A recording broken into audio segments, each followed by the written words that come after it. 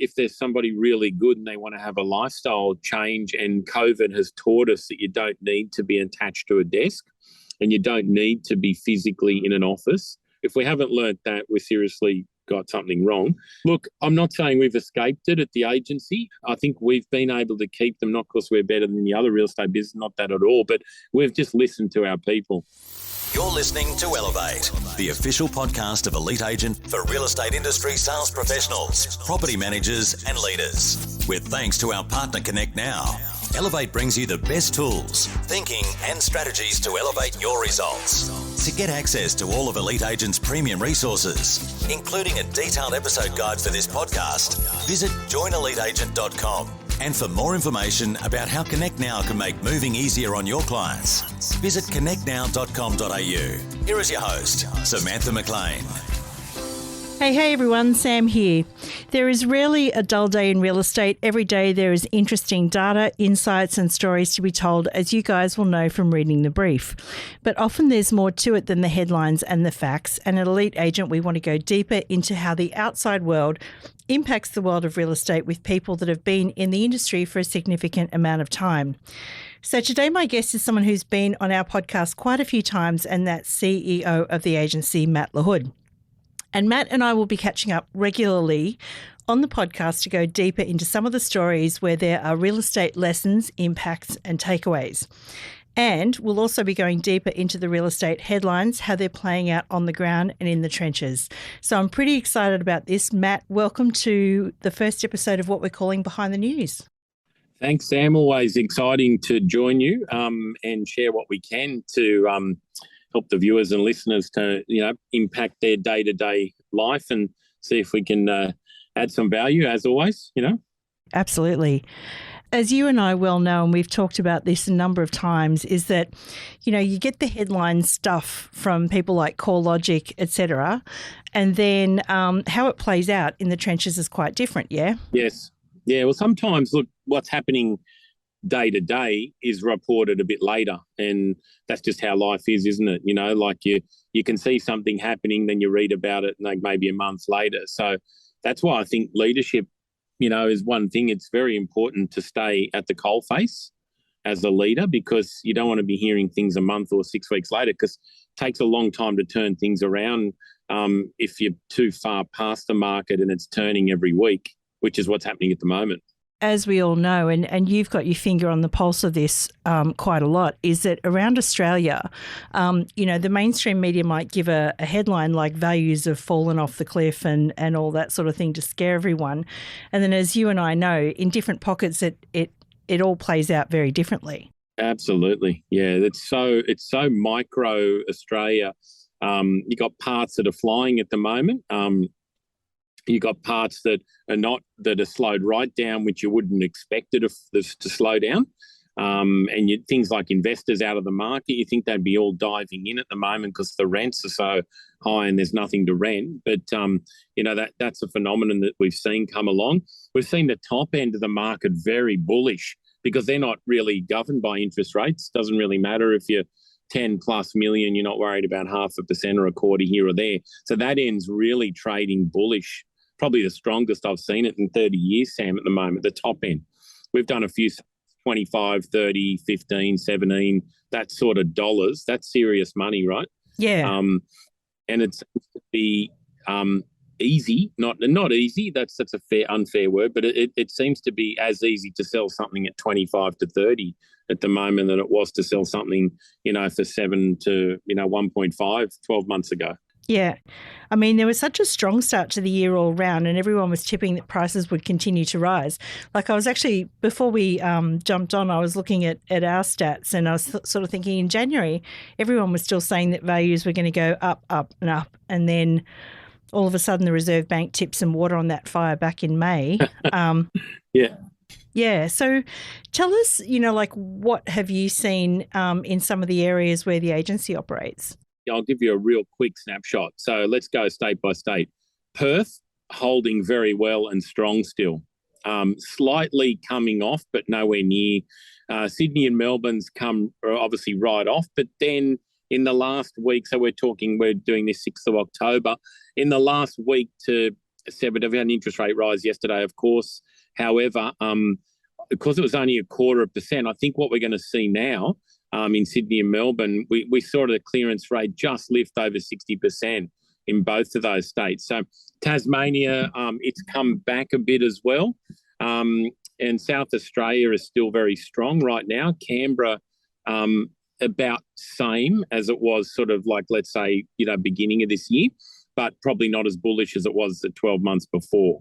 So we've got a few phenomenons there. Queensland is definitely, in my view, probably the strongest market right now in Australia, with Perth. I would say those two markets are outliers. I think there's a lot of people still moving north. And, I don't know if it's too far out from the Olympics or whatever, but there's definitely a view that Queensland, and I say Brisbane, Sunshine Coast, Gold Coast, all the way through, there's demand, because I speak to my Queensland agents every week, and I had a chat to somebody in our Sunshine Coast operation, and they just said, look, most of their buyers are still coming from the south. So we've seen Brisbane and Perth both outliers. I think Perth, I can actually have analysed it, because you know how they came out of lockdown a bit longer than everyone else. They've still got that uplift of activity where the other markets have come off. Now, Sydney, Melbourne, obviously very strong auction markets. They did dip dramatically, and they've just started to come back. I think what we'll see now is, because the interest rates haven't gone up a full 0.5%, that could signal a little bit of confidence that we could be nearing the end. There probably will be some more. So people might just decide, hang on, it's not as bad as we thought. We'll start to come back in. And they're probably doing this for one reason, is we're 6 weeks out from Christmas. So they can't keep putting these rates up, really, I would have thought. And I'm not an economist, but I guess I know enough to be dangerous, like all of us, what you read, is that if you keep putting interest rates right up the week before Christmas, I don't think retail is going to have a good time. But I would think logically that would be how we'd all think, yeah? Yeah, well, that was going to be my next question, actually. What do you think will happen between now and Christmas? Because the last CoreLogic numbers have just come out as we record this, and it seems like, although values had kind of been declining, they still declined last month, but at a less declining rate, if that makes any sense. I think you've hit the nail on the head there, Sammy. That's probably it's definitely the heat's come out. I think there's still a lot, because I actually myself go out into the market. I've got a couple of clients that are selling at the moment, and I'm out there doing opens because I want to hear what the buyers are saying. So when I'm talking a la to yourself and anyone else in the marketplace that needs to hear from us and my team, I need to know what's actually happening. And that's talking about leadership. And I do feel that leaders right now need to kick the covers off and get out and amongst the people, because you can actually hear what's happening in real time. And there are buyers that are saying, look, they're still, like I was at an auction 2 Saturdays ago where the buyer said, we're just worried about what's going to happen in October for the next rate rise. So that was 2 weeks out. So it's definitely front and centre of people's minds. So once that stops going up, which hopefully November we'll probably see the last one this side of Christmas, we'll probably just see the market, people go, all right, well, they'll redo their finances, they'll see how much they can borrow. Because the problem is everyone forgets, Sam, that when these rates go up, the buyer's borrowing capacity gets re-rated. That's something we've had to coach our vendors around, because they think if someone's got a approval for, I can borrow $1 million, well, that was 2 months ago at, 2% less or whatever. Now it's gone up, 2% more in sort of 3 months, what have you. They can't borrow as much. So they might be at 850 now. So they physically can't pay any more for a property, and that's where these gaps have started to appear. I think the thing is too, like we just recently, decided to move out of a rental and buy a place up here in Queensland. And, at the beginning of our property search, we were sort of thinking, well, the bank's approved us for this much. So, let's go, and we were looking at the top of that approval limit. And then all of a sudden, interest rates start going up and up and up. And, Mark and I are kind of looking at each other going, actually, I think we better leave ourselves a bit of headroom in case these interest rates go up some more. Yeah. So, is that, are we alone in thinking that way, or are you seeing other buyers sort of thinking that way too? Definitely, that's one way. The other way is a lot of buyers are saying, hang on, we should probably push to buy now rather than wait, because they won't have the amount that they can borrow. So they're getting into something that they can get into now, because if they do keep going up, they mightn't be able to buy what they want now in 6 months or 3 months' time. So, and yes, the values have come down, but they went up, 30% Sydney and Melbourne. They've only come back about 10 to 15. So they're still 15 up on 2 years ago, which I don't know if they're going to come down too much further, because there's still not a lot of people that have charged out and put their properties on the market. Now, the other phenomenon we need to address, Sam, is that there's a lot of people who bought 2 years ago on very low interest rates fixed. Now, I had a look at the Commonwealth Bank report the other day. They peak December next year. So their fixed rates are all coming off fixed rates. The peak is December 2023. So people are either got to make a decision next 12 months. Can they afford the new rate that they'll be paying in December 23? These are the people who bought 3 years ago and took 3 year fixed. Will they have to sell? So there's going to be some decisions made. So if they do have to sell, hopefully not forced sell, but have to sell in terms of because I can't afford it, that could bring more property onto the market, which could have a further reduction of the values. Yeah. That would be my educated guess right now. Yeah, well, that's interesting because my numbers say, again, going back over some of our stories, that there's about $200 billion worth of fixed loans which will revert to variable about that time, which is quite a lot. Yeah.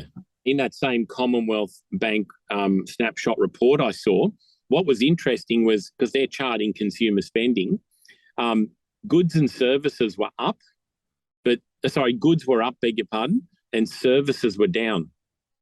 So that shows to me people still buying things, furniture, etc., goods, cars, etc. Services, the trend was going down quite dramatically. So that's movies, restaurants, discretionary spending, cleaning. So what do we got? Services, all the services. So that's interesting. So that could be a trend to be looking at as well. It's all pretty interesting. And I guess, so it's a lot of the coaches will tell you, and even in CoreLogic and stuff will sort of say regularly that people don't move houses, for 6, 7, 8, 9, sometimes more years, depending on the area that you're in. I mean, look, I know we were trying to look at Runaway Bay, but there's only one way that you can get into Runaway Bay, right? You gotta wait I love for someone, that area. It's beautiful up there. You have to get a boat if you live in Runaway Bay, Sam. Is Mark aware of that? Don't tell anyone. So no. Very, very tightly held up there. That I think that's what you agents call it, tightly held. That's it. So obviously I think agents are probably going to need a really good strategy for staying in touch with people over the next 12 months. And you don't want to just ring and go, oh, hey, it's Sam here, and just touching base with you, how you going? Because, I interviewed someone, a couple of years ago, and she said, I wish people would stop touching people's bases. It's just not cool. I think the best way for people to do that is, obviously social media is so easily accessible to people now. All your clients that you've got in social, if you just every weekend you do a little video on snapshot of your opens, just say, hey, great turnout today. Hey, not as many this weekend. Hey, sold 4 out of 6. Hey, past one, sold 2 out of 6. And just quick little grabs. People have got time to look at that, and it's not offensive, and they can choose. I think today the consumer wants to choose whether they look at you or not, rather than be forced to look at you. That's it. So if you're adding content which is valuable, it could be, the Sam McLean market update on Saturday at 4:00, and you post that, I'm more likely to look at a 30-second grab of somebody doing an open homes, a view of the last 4 opens they did on Saturday if I'm thinking of selling, rather than being called and say, hey, how you going, et cetera, et cetera. Yeah. So that would be my way of, and I'd coach my team to do that. As many And even a video of your open, like not a full video, like just a quick zoom around saying, wow, busy today, there's lots of buyers out. Or, hey, not that many buyers today. Keep you posted if the market improves or whatever it may be. It's just real because it's real. You're doing an open and you're not manufacturing. People love to see, then you can do an auction, video your auction, and they can see it's spirited bidding or not spirited bidding. Or I see some agents are putting copies of their contracts on obviously blanking names out, which we ought to remember about confidentiality, but showing they sold the property on the first weekend and they put the contract on social media. I think things like that, people love to see that. That's transparent business. Well, I think too that with social media, if you're consistent as well, like people, and you've boosted it to the right place, which is your local community, people will see it, and I guess that's a lot better than the agent who sort of goes back home or to the pub on a Saturday and doesn't do anything. I mean, 5 minutes could literally sort of change your life over the next couple of years. I think it is life-changing, Sam. If you do a report and it's consistent, the biggest thing with these reports is consistency. It's no point doing one week and then doing one another 3 weeks. And if they know that they're going to see your face and your report, and it's not necessarily you standing there like a statue or a mannequin, going, hi, today we had blah, blah. It's not about that. It's like zoom around, show the auctioneer, show a few people going in the opens, bang, done. And just a quick wrap up. People don't have time today to sit, read, stand, and listen to a whole lot of fluff. Yeah. And I think the quicker the agents understand that, and less about you, more about the owners. And see, from the owners that you're selling for, that's a good thing too, that you're promoting their properties live, showing that there's interest and so forth and so on. Because hopefully if you're a smart agent, you've got your hot buyers following you on social as well. So they're seeing what's going on, Absolutely. There's two other big things that have been in the news recently that I'd like to sort of have a bit of a jam with you about. One of them is about vacancy rates and the rental crisis. Like, that's been a big theme. Yes. Over the last couple of months. We've never seen supply issues like this before. What's happening with Maria at the team in PM at the agency? Are rental properties like the toilet paper of 2022 there? Yeah, absolutely. And Sam, the thing is, I've done a real close study. Maria's just expanding the team and things, and she's really busy just keeping all the property managers and everybody just literally focused on what they're doing, because they've got full capacity at the moment with their properties. There's very few vacancies at the moment. What's actually caused it? I've had a couple of people asking me that, and I've really dug into it. Luckily, one thing I've got an advantage, both of my kids are in leasing, so I'm hearing every night at dinner what's happening. They're getting road rage at every open. They're getting more like 30s and 40s and 20s, and people offering them more money than what's the properties on the market at, a whole lot of things. However, what's actually caused it is this. We've got interest rates going up, so the first home buyers are not buying, right? We've got investors who haven't been in the market, right? So they're not buying investment properties, right? They're out of the market. Then you've got a lot of the tenants, which it's the first time I've seen this in 30 years. My kids are coming back and saying, oh, Dad, we've got this tenant today and he's just sold a house for 10 million and he wants to rent for 2 years. So I haven't seen that, Sam, for a long time, where a lot of our sellers are renting. So you've got them in the market, you've got first home buyers not buying, then you've got them renting as well, and then you've got investors not buying. So we've got this pressure cooker situation. Now that's before we've really got immigration and people coming back to our unis and everything. So we haven't had that really happen yet. So I'm interested to see what's going to happen then. So this is what's actually causing it. I've heard anecdotally of, people selling their rental properties, particularly in Queensland, because we've sort of had all that nonsense with land tax and, and all across Australia, we've seen rental laws changing and things like that. Do you think investors are just going, too hard, I'm out of here, I'm going to go and put my money somewhere else? Well, a lot of them have actually taken the rental properties off the market and their kids have moved in there. So there's another thing. I don't know if the market has noticed that, but because we've had a couple of owners say, "Hey, listen, I'm taking it off the market, and a kid's going to move in, or what have you." And a lot of them that have sold their properties have moved into their rental properties whilst they're waiting, and they might have a view that the market's going to come back further before they actually look to buy a bit later on, or what have you. So there's a very noisy marketplace in the rental space at the moment, and it's a whole lot of combinations of these types of things. And the other thing, there's one more thing. The developers have stopped developing, right? A lot of them, which has stopped more housing coming available for investors, and that stopped. So, yeah, and I don't know how it's going to get any better at the moment. There's not going to be more housing released. The interest rates aren't coming down. So first home buyers aren't going to get out of the rental market and go and buy. Yeah, interesting scenario. Yeah, very interesting scenario. And I guess, like something has to give, I think, if not this year, but in 2023. So, it'd be interesting to see how that plays out. Because I sort of think too that there's always been this narrative of the big bad landlord and the poor tenant, and that often the landlord is just average people like you and me. Yeah, that's exactly right. Yeah, who are just having a go.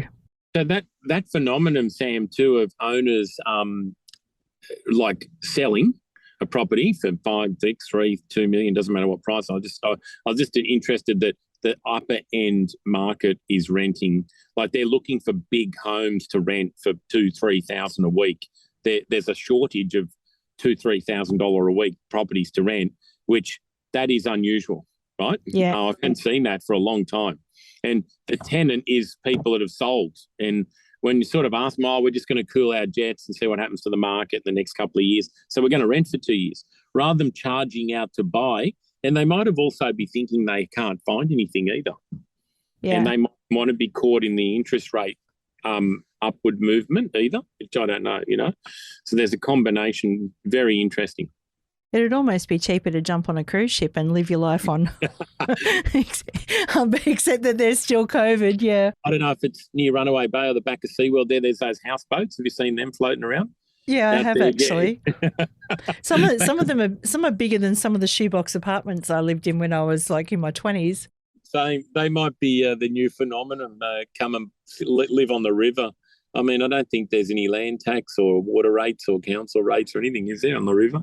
Yeah, you just got to keep moving. Like you can't stay in a certain area for more than 2 days. So. You can, feed yourself over the overboard. You can fish off the edge. Yeah, absolutely. All right, the final one before we sort of get onto our like little leadership theme of the episode is this trend towards it started as the Great Resignation. So people were just going, life's too short, I don't want to be in this job anymore. Yep. That's kind of morphed into something that people are referring to as quiet quitting, which means I'm not going to resign from my job, but I am going to sort of work to rule 9 to 5, take my power back, however you want to, yes, however you want to phrase that. While this has been going on too, and I'll come back to the question in a second, but the agency's actually expanded. So like we've actually been sort of tracking your news as well. Yeah. So you've expanded into Tasmania and Canberra. Yes. And yeah, so talk to me about, what have you heard about this trend towards the Great Resignation and quiet quitting and so on and so on? Look, I've exactly heard it. I've witnessed it in some instances. But Sam, look, I personally take an approach, and I know the agency does, is I'm very happy for our people to be flexible. I mean, I went through COVID like everyone else. No one's immune to it. As a leadership, it wasn't easy to be a leader during COVID, trust me. Wasn't sure whether it'd be operating in 3 months after it or not. I probably learned some of my best lessons in COVID. How to be up against the wall and not sure, whether you're going to be operating or who you can, whether we could pay everyone or whether we have to put people up. Touch wood, thank God we didn't have to lose anyone in that process. We kept everyone and we grew from there. And we actually, as we all know, the real estate market probably helped a lot of us. However, I think leaders need to have a flexible attitude to work. Like, I'll give you a quick example. Maria and I sat down and we said, look, Maria, there's a lot of people that just don't want to come in the office during property management because they're worried about picking up, COVID, what have you.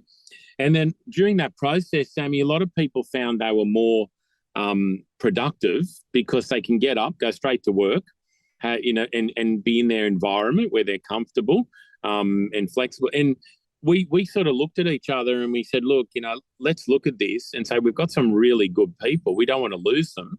If we force them to come back, we don't want them to not. What we want to do is make sure they're doing their very best job for the client, and that we as leaders and managers are not having to deal with any issues because they're not doing their job.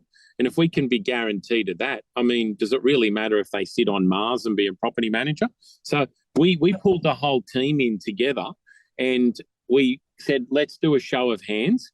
Who wants to work from home and who wants to work from the office? Because we will adjust our retail space and our commercial space based on what you tell us. So don't be half about this. If you want to work from home, happy to do it, but we'll be reducing your seat. So we won't have a seat, right? So half of the sort of room put their hands up and said, no, got kids, got this, got that, have to have the social interaction coming to work, right? And the other half went, no, we'd like some flexibility. We'd still like a desk, but we'd like to have 2 days a week. And some of the others said, I'll work from home for the rest of my career, right? So Maria and I looked at each other and we said, all right, let's have, so touch wood, I don't think in hindsight lost many people at all because we adjusted to the flexible. I know a lot of people came out and I've seen social and others does, no, you've got to be back in the office. It's a get back to the office. But I think offices can be distracting for a lot of people too, Sam. Like water cooler conversations aren't that productive in real estate. Trust me, being an agent for 25 years, most of my agents that are really successful get in, they put their headphones on, they go to the calls and they wouldn't know who's around them, the really uber successful salespeople. Property managers, same, they got their headsets on and they're just pounding away, tenants, owners. So really, I mean, the only thing is that it is during the lunch break or something is a bit of a chit chat and a bit of talking banter. So there's that, which is a missing part. So how did we fix that problem? Everyone gets together once a month and has a breakfast and everything as a group. And then every week they do a training session on Zoom or live, depends. The live ones are in, but the rest are on Zoom. So then we just cater for everyone. So look, I'm not saying we've escaped it at the agency, but I would rather, if there's somebody really good and they want to have a lifestyle change, and COVID has taught us that you don't need to be attached to a desk and you don't need to be physically in an office. That's one thing if we haven't learned that, we've seriously got something wrong. And it's also taught some of us that we can be more productive.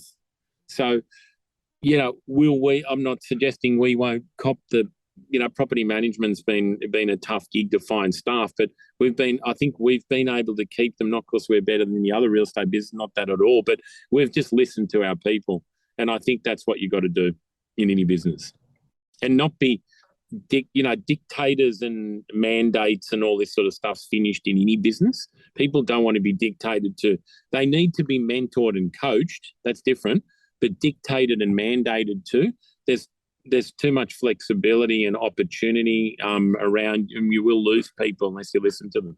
Yeah, so instead of like being sort of like a top-down barking orders at people, it's like listening to people and sort of trying to fit in with, like how they're going to perform best. Look, Sam, I've got this great thing I think that I've learnt years ago now. Every time we do an acquisition or we bring a new group into our business and they've already been doing it along, I just sit down with the sales team and say, hey, how do you want to run this sales meeting?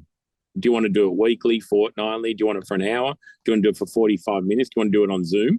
And then show of hands wins the game. And then there can be no excuse that somebody didn't turn up because I'm doing it my way. I'll give you the best version of a sales meeting and my sales leaders will do that for you if you tell me what you want. Do you want to go through stock? Do you not want to go through stock? Do you want to talk about what's working in the market? Do you want to do around the grounds? Just want to have coffee and toast and just talk rubbish for an hour? Is that what? Because that's sometimes the best form of sales management. is everybody throws their problems in the middle. I have a saying, if everybody throws their problems in the middle, you'll quickly take yours back when you hear everyone else's. That's one of my favourites because, one says, I got a problem, then you hear someone else's problem, you go, I'll take mine back. That wasn't that bad, sort of thing. So, you win. Sometimes it's good to have a sales meeting where you just talk about what's working and what's not, and you don't talk about listings or anything. And that's usually the best sales meetings, and people love those sort of environments, Speaking of new people at the agency, I don't think he's actually new to the agency, but in a new role, slid into my inbox on the weekend. He just joined Elite Agent Pro, and he said he was the head of sustainable homes. And so I'm talking about Sasha. Can you tell us a little bit about that and his role? Because I thought that was really interesting. Yeah, Sasha's joined in Canberra and made an impact pretty quickly down there. So that's one of the markets that we're not involved in, but he's brought that to the agency, specifically Canberra focused. So I think, look, eventually that's going to be something we're going to probably that will roll out around the country. But he's just come in that environment where we've got a serious team in Canberra around project marketing. We're heavily focused there because couple of people that reached out to us to bring the brand down there felt that their projects could benefit, as the sustainable homes could benefit from outside inquiry coming to Canberra, especially when the investor market's so strong there with the government jobs and being obviously, I think 70 plus, maybe even more higher government jobs down there. That's why the rental market's so strong and the purchasing market's so strong. And the sustainable homes, if you were going to test that sort of anywhere, Canberra's the place to have that environment. So I'm not around the actual specifics of how it all works because Sasha's only a new entrant into us, but I'll be definitely catching up and learning a lot more of it. But I think that's the future though, yeah?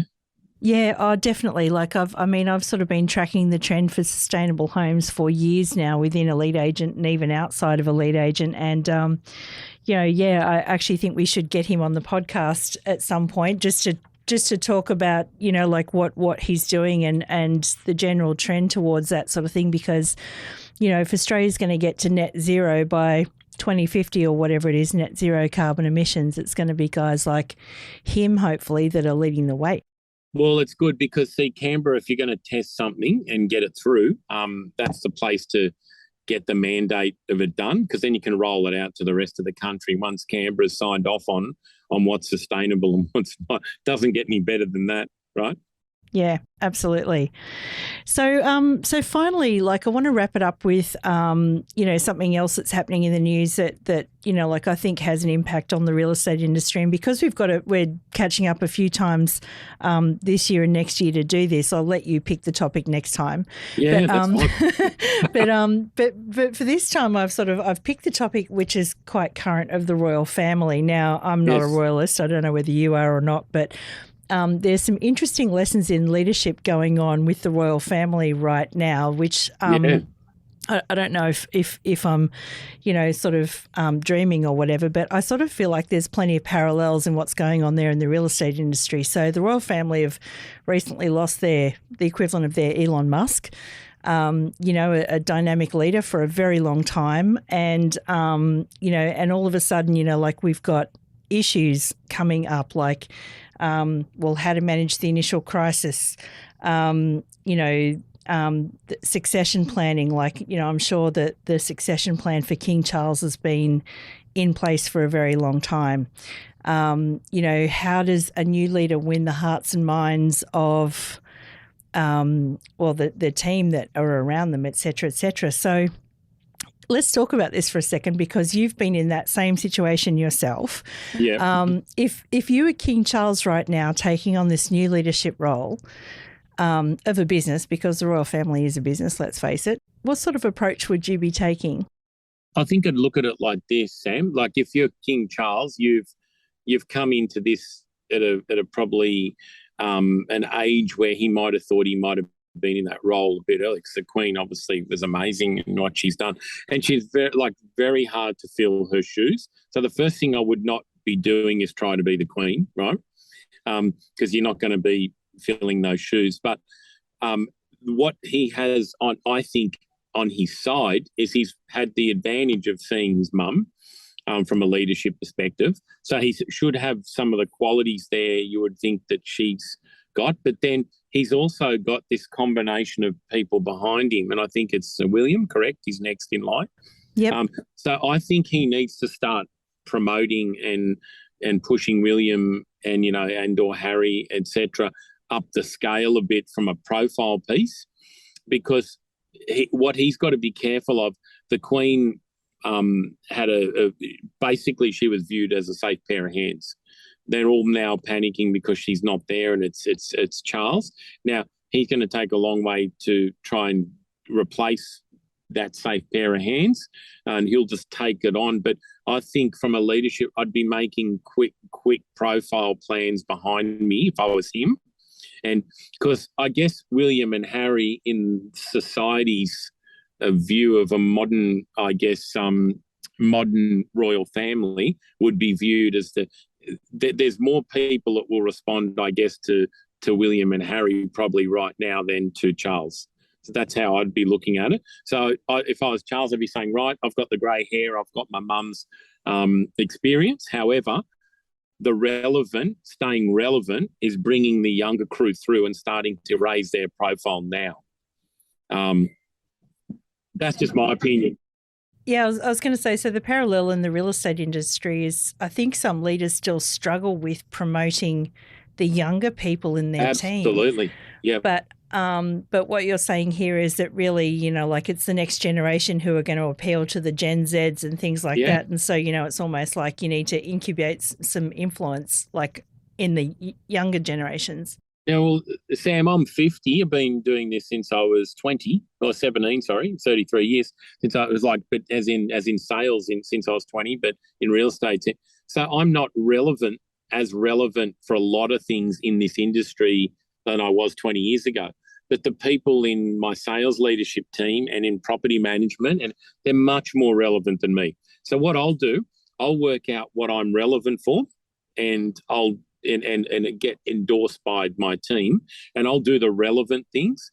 And where I'm irrelevant, whether that might be I'm not good at social media and that sort of stuff, so I have someone doing that for me. But and not advising people on that either, I'm not that great at. So I've got the people to do that, and where the sales agents are more relevant with the younger sales leaders, are more relevant with the younger sales agents, they'll look after them, and I'll mirror people that are more my vintage that want to. And that's how I think the Royal team should be looking at doing that, because they've got a big pool of people that they need to stay relevant. Then okay, Charles and Camilla, with respect to both of them, are not really headline grabbers compared to. So if you want to keep the royal business in the marketplace, what's going to grab the headlines? That's how you got to look at it. Yeah. Does that mean they've got to make friends with Harry and Meghan and get them back in I and think start? So. No time better than the present, is it? That's it. There's no Y in team, right? That's right. So whether that's relevant or not, I think they should be seen to be having a swing at it, which they've done that quickly. But in terms of real estate leaders, I'd reach out like via this, and I know you've got a huge following on in your business, Sam, around people listening to these podcasts. I'd strongly encourage, if you're a leader and you've been doing it a long time, you need to have a look if you're relevant still. Because a lot of people, the leaders don't really get told, I'm not going to tell them, they don't want to know. That it's easy to become irrelevant too. And I see leaders within my own journeys where they're not doing open homes anymore, and they're not talking to buyers, they're not talking to sellers. You can very quickly become irrelevant when you're not doing that, because the market is that the demand and the buyer behaviour and the seller behaviour is changing every month. So what worked 10 years ago, 5 years ago, 3 years ago, unless you can show your team that you're doing what they're doing, you're not relevant, in my view. Yeah, so we've sort of come full circle from where we started, which is, like your big piece of advice to leaders is to get out the trenches, get out there on a Saturday, stand with your people, have a look at have the conversations, look at what's really going on. Yep. That's pretty good. I mean, like you could be a consultant for the royal family. I reckon that's pretty good advice for them too. Thanks. I mean, it's easy when you're not involved, isn't it? I don't have to deal with Harry or William or Megan. That's easy. We can just sit there and pontificate from outside. It's great. But I was just saying, Sam, I mean, I've done this myself all the way. You can't lead and advise and coach and mentor, A, if you haven't done it yourself, B, if you're not doing it, and C, if you're reading from some textbook. It's very hard to do it. Like, you're not hand on heart. You can't. I do see a lot of principals build a business and they go, now I can sit back and let everybody else run it. I haven't been able to do that in 25 years of leadership roles. I've never been able to sit back and let everyone else run it. The minute I've sat back, or not sat back, the minute I haven't sort of being like I should be turning up there or going here, there's things have changed. The other thing is, though, I don't micromanage our people. So they've got a job, they do it. If they get stuck, they call me, but I'm not there telling them how to do it as well. I think that's really dangerous as well as leaders, especially with the generation, next generation or two down from me who are my leaders.